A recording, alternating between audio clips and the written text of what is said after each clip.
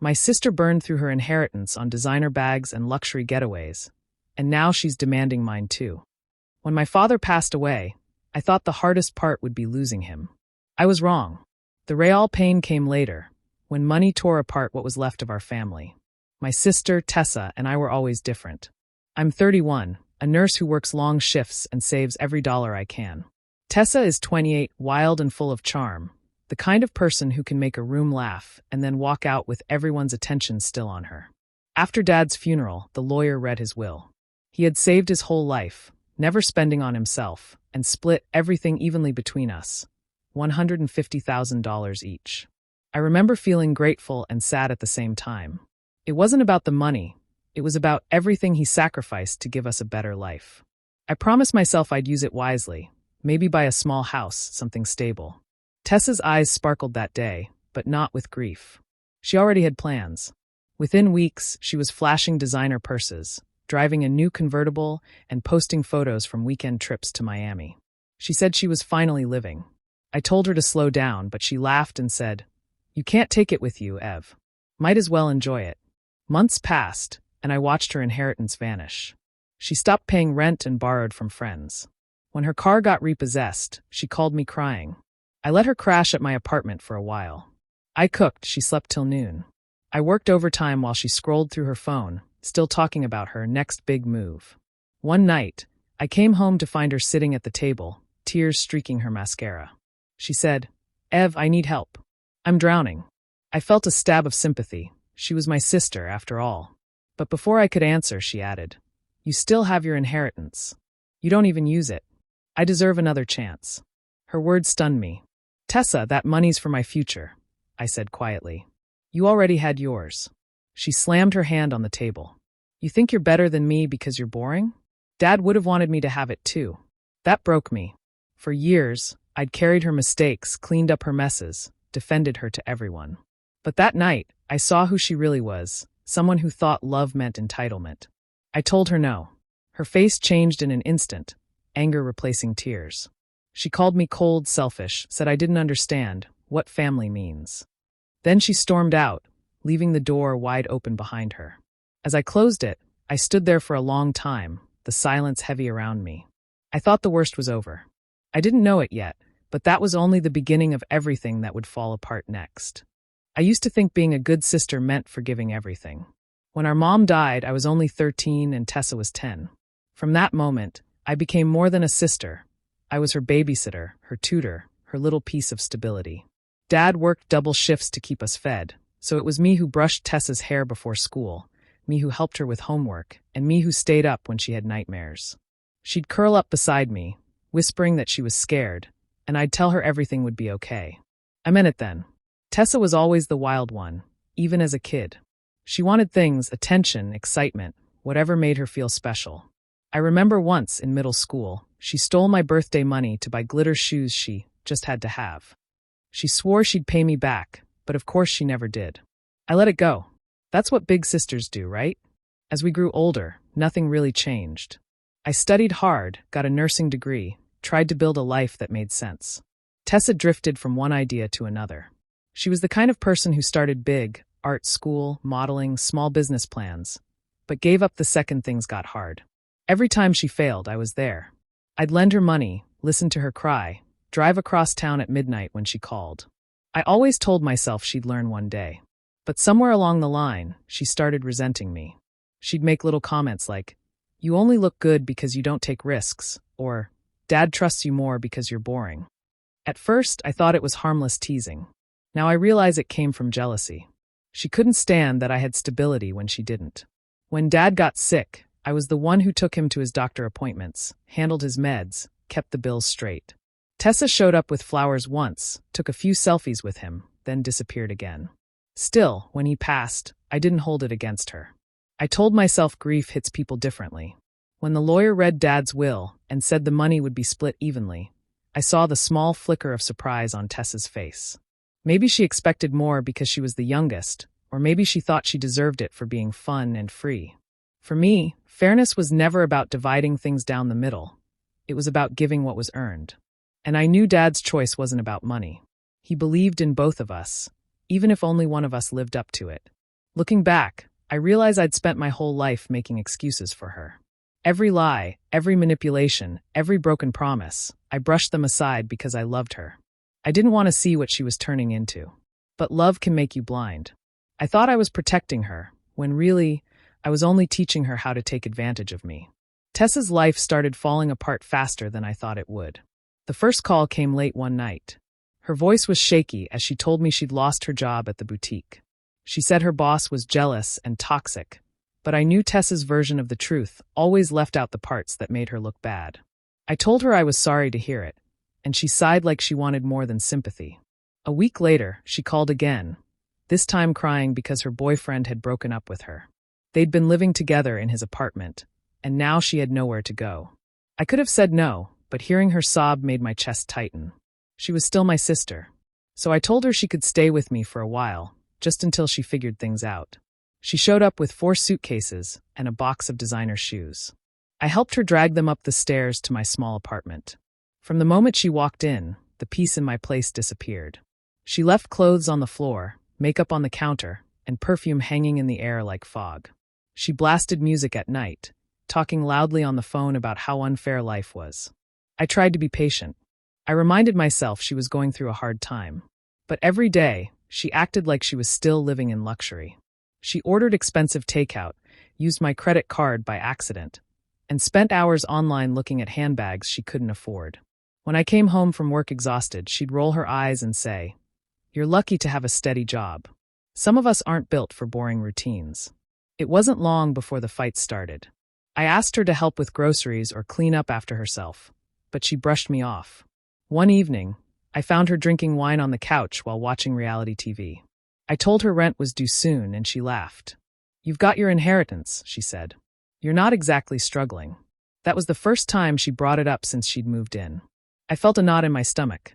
"Tessa, that money isn't for you," I said softly. "I'm saving it for my house. You need to start thinking about finding a job." She frowned, then gave me that practiced sad look she used when she wanted something. "You always make me feel like I'm a burden," she said. "Family's supposed to stick together. Don't you remember when we promised to take care of each other?" Her words hit me like guilt bullets. She knew exactly how to twist them. I stayed quiet, staring at the TV screen while she kept talking about loyalty and love. But deep down, I could already see the truth. She didn't want help to stand on her own. She wanted me to fall with her. I tried to ignore the tension for as long as I could, but living with Tessa felt like walking on glass. Every day, she found a new way to test my patience. I'd come home from a long shift to find delivery boxes piled by the door. Clothes, shoes, random junk she didn't need. When I asked how she was paying for them, she said, "Don't worry about it," like it was none of my business. One evening, I came home to find her wearing a silk robe, sipping wine from my favorite glass. The TV was blasting, and half the living room was covered in shopping bags. That was it for me. I turned off the TV and said, "Tessa, we need to talk." She didn't even look at me, just smirked and said, "Oh, here we go. The lecture." I took a breath. "You've been here for 3 months. You don't have a job. You're spending money you don't have. I can't keep watching you destroy yourself like this." She rolled her eyes. "Destroy myself? Please. I'm just living. You wouldn't understand because you're too scared to actually enjoy life." "That's not enjoying life," I said quietly. "That's running from it." That got her attention. She slammed her glass down so hard wine splashed onto the rug. "You think you're better than me, don't you? Just because you have a job and a little savings." "This isn't about being better," I said. "It's about being responsible. You've burned through everything Dad left you, and now you're wasting your time blaming everyone else." Her face twisted in anger. "You're selfish, Evelyn. You act like money makes you smarter. I lost everything, and you won't even help me. What kind of sister are you?" I felt my hands shaking, but I kept my voice steady. "The kind who's done being taken advantage of. You need to fix your life, Tessa. I can't do it for you." For a moment, I thought she might cry. Instead, she laughed, a short, bitter sound. "You're unbelievable. Dad would be ashamed of you." I flinched at that.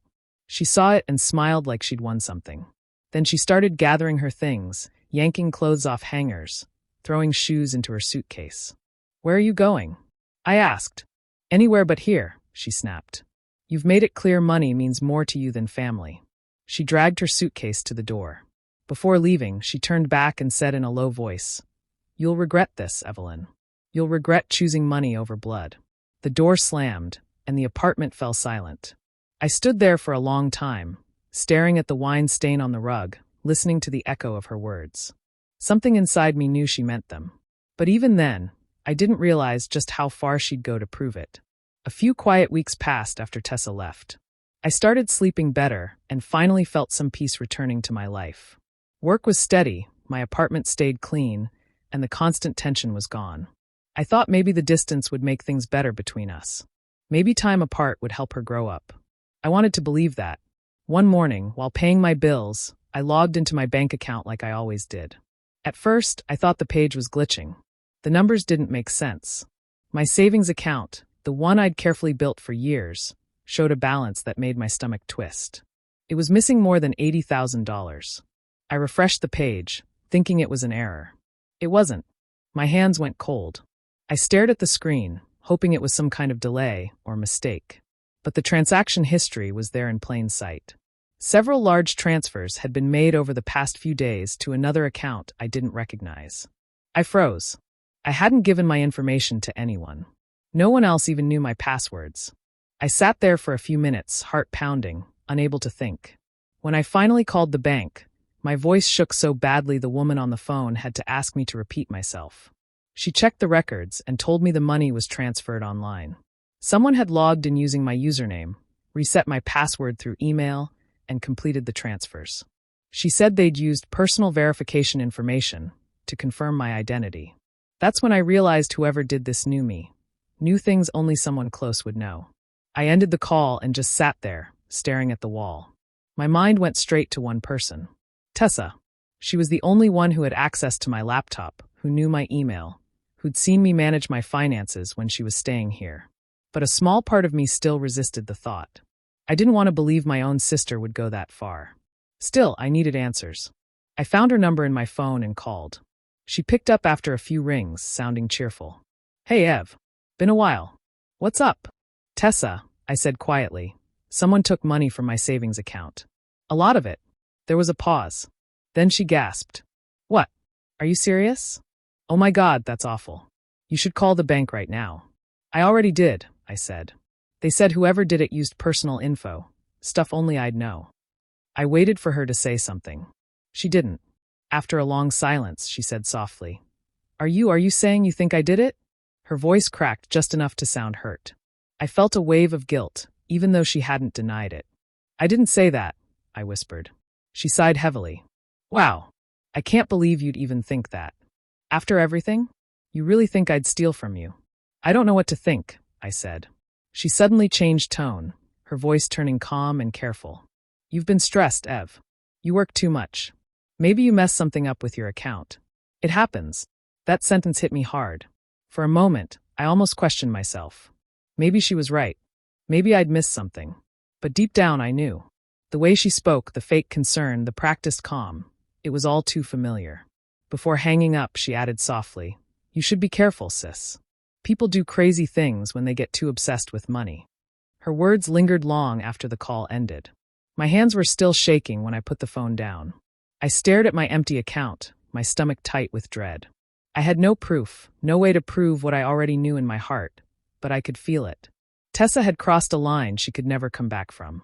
For days, I couldn't eat or sleep. Every time I looked at my bank account, I felt sick.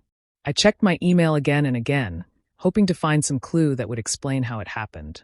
The police had told me they would look into it, but I could tell from their tone that they didn't think it would go anywhere. Online fraud cases rarely did. Still, I couldn't let it go. I needed to know the truth, even if it hurt. A coworker at the hospital mentioned a private investigator she'd hired once for a family issue. His name was Noah Brandt, a quiet man who specialized in financial crimes. I looked him up and called. When he answered, his voice was calm and firm, the kind that made you believe he could fix things. I told him everything, about the stolen money, the fake logins, my suspicion that it might be someone close. He didn't react much, just said, "I'll find out who did it. But you need to be ready for whatever comes next." A few days later, he came to my apartment.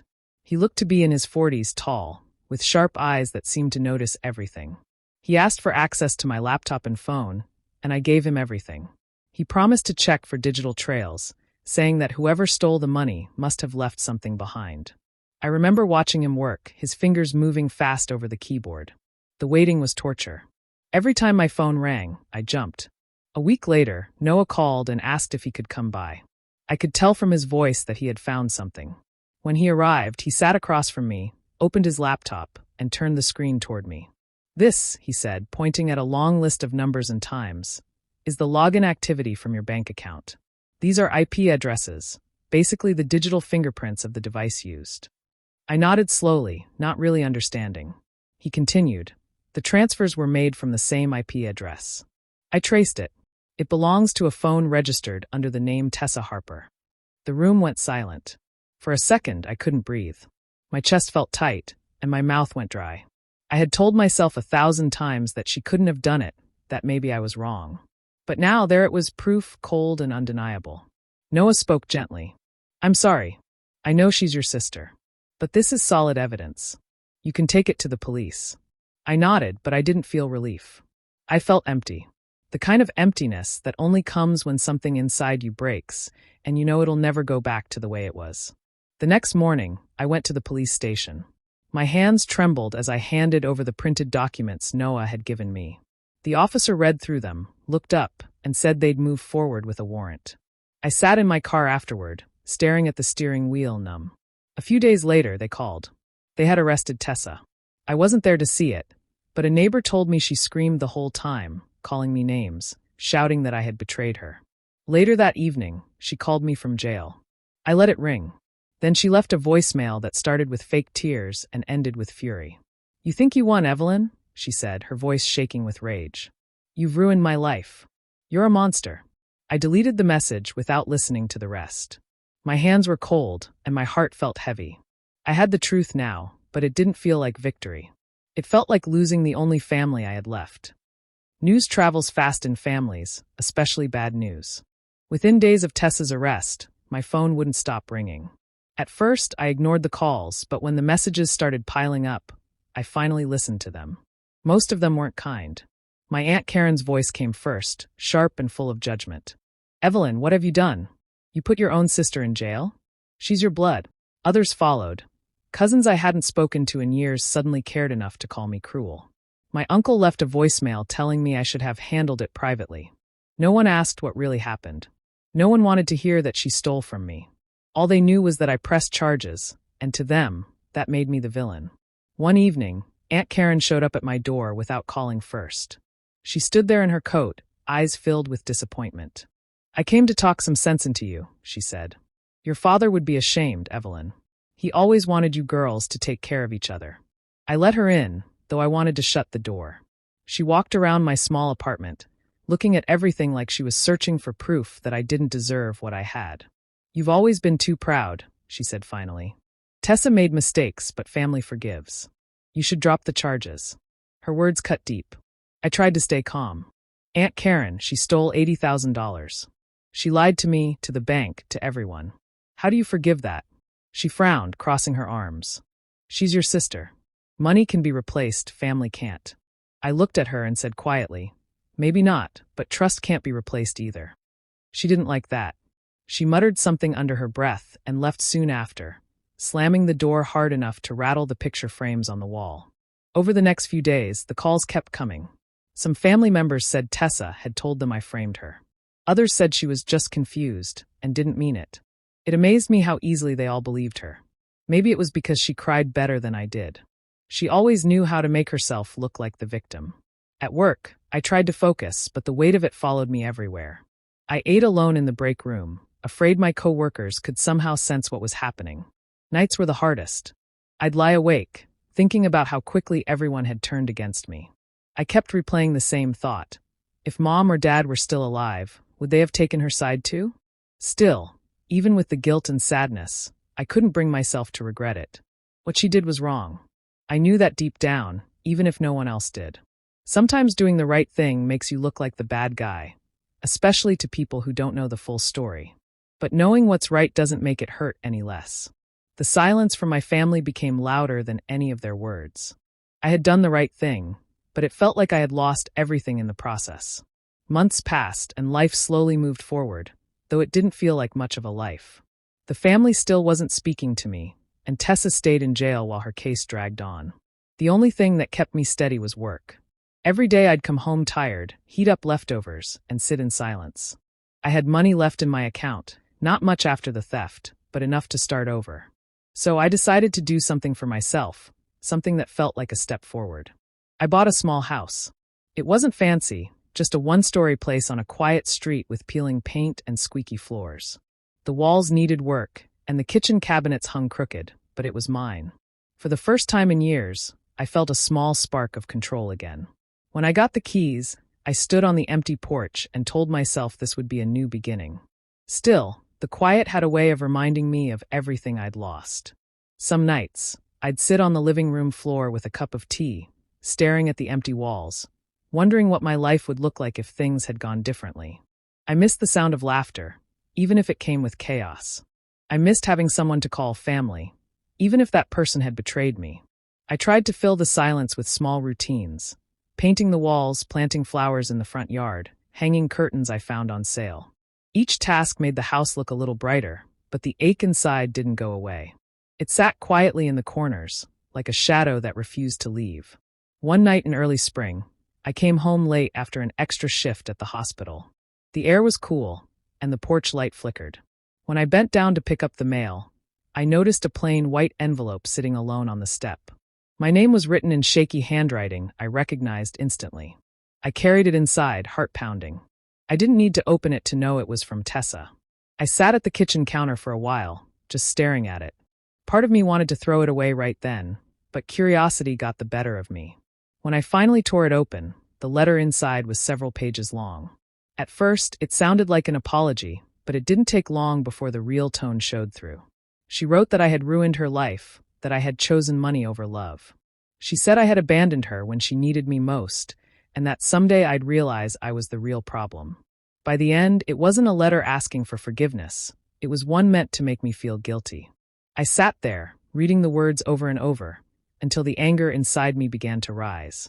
Then I stood, carried the pages to the kitchen sink, and struck a match. The paper curled and blackened as the flames ate through her words. I watched until it was nothing but ash. When the fire went out, I felt no relief, just quiet. The kind of quiet that means something is finally over, even if it still hurts. I turned off the light and went to bed, the smell of smoke still hanging in the air. 2 years passed before I heard from Tessa again. By then, I had settled into a quiet routine. My small house felt more like a home, and though the pain hadn't completely disappeared, it didn't control me anymore. I'd learned to enjoy simple things, watering the plants, walking to work, making coffee in the mornings. Life wasn't perfect, but it was peaceful. Then one afternoon, I got a call from an unknown number. When I answered, it was Tessa's voice. I froze. She said she'd been released on probation and wanted to see me. Her tone was soft, almost careful, like she was afraid I'd hang up. "I just want to talk," she said. "Face to face. Please." I hesitated for a long time before agreeing.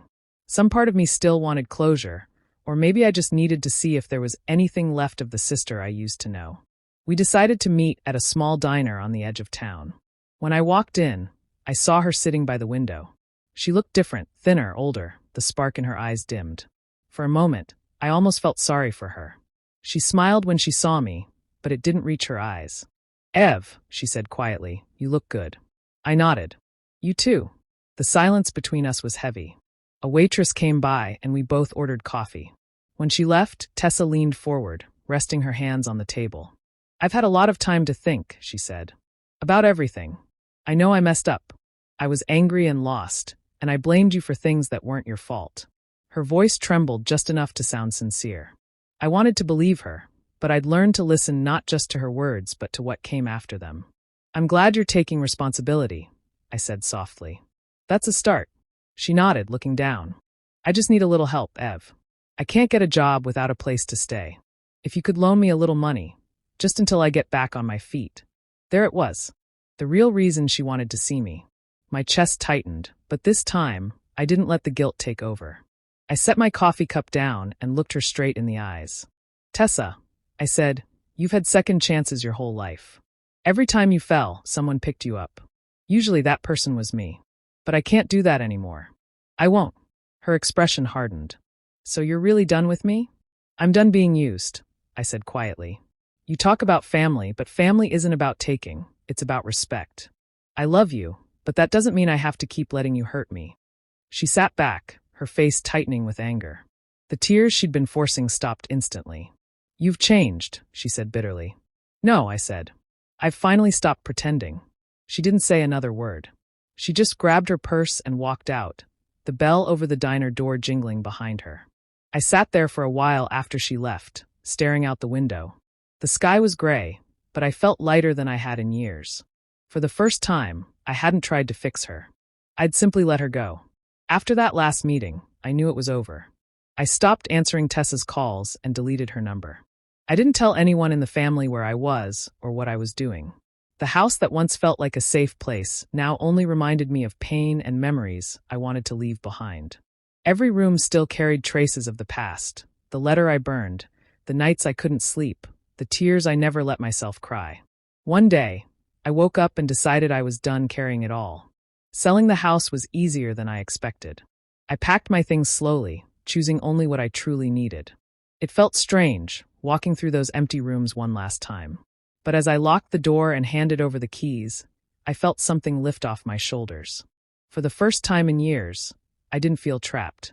I drove to Maine, a place I'd always dreamed of visiting but never had the courage to go. I rented a small cottage near the coast, surrounded by tall pine trees and the sound of waves. The air smelled like salt and freedom. I didn't know anyone there, and that was exactly what I wanted. Days passed quietly. I spent mornings walking along the beach, collecting shells, watching the sunrise. I cooked for myself, read in the evenings, and learned how to enjoy my own company. At first, the silence felt heavy, but over time it became peaceful. No drama, no guilt, no noise, just calm. Sometimes I thought about Tessa. I wondered where she was, if she'd changed, or if she still blamed me for everything. But the thoughts didn't hurt the way they used to. I stopped feeling anger, and I stopped waiting for an apology that would never come. The truth was simple. She had taken enough from me. I wasn't going to let her take any more. People often think revenge means getting even. I used to believe that too. But living in that quiet town, waking up every day without fear or bitterness, I understood something deeper. My revenge wasn't about destroying her life. It was about rebuilding mine. Sometimes I'd sit by the water, watching the waves break against the rocks, and feel a soft peace inside me. Some betrayals leave scars, but they also teach you who you really are. I didn't win by fighting back. I won by walking away, and finding peace where she could never reach me. Do you think Evelyn made the right choice by cutting her sister out of her life for good? Or should she have given Tessa another chance? Let me know what you think in the comments. I'm really curious to hear your thoughts. And if you enjoy stories like this, don't forget to subscribe and hit the notification bell so you don't miss out on more.